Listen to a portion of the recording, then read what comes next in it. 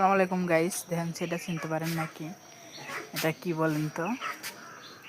দেখেন কি সুন্দর করে সাজিয়ে থুইছি। এটা হলো মাছা। এটা মাছা। এই মাছাতে এই এলাকায় আর কি ঢাকা এলাকায় এগুলা হলো গোবর দেয়া ঘুহি বানায় ঘনি।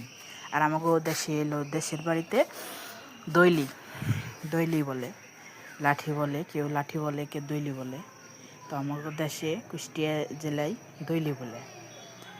তো এই হলো, এদিকে আমি জাল দিয়ে ঘিরে দিছি জানি মুরগিতে না হাঁসরাইলে তো নষ্ট হয়ে যাব। শুকাইলে এটা উল্টাই দেব। কার কার দেশে এলাকায় আছে বলেন, অবশ্যই কমেন্টে আমার জানাবেন। তো আমার দেশে এগুলো নাই, আমি ঢাকাতে এসে এগুলো পাইছি, বুঝি এখন।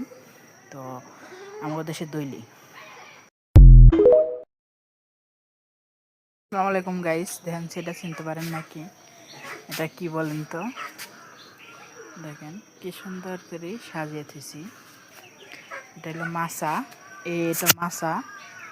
এই মাছাতে এই এলাকায় আর কি ঢাকা এলাকায় এগুলা হলো গোবর দেয়া ঘুহি বানায় ঘনি।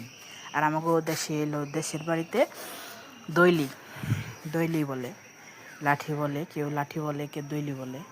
তো আমাকে দেশে কুষ্টিয়া জেলায় দইলি বলে। তো এই হলো, এদিকে আমি জাল দিয়ে ঘিরে দিছি জানি মুরগিতে না হাঁসরাইলে তো নষ্ট হয়ে যাব। শুকাইলে এটা উল্টাই দেব।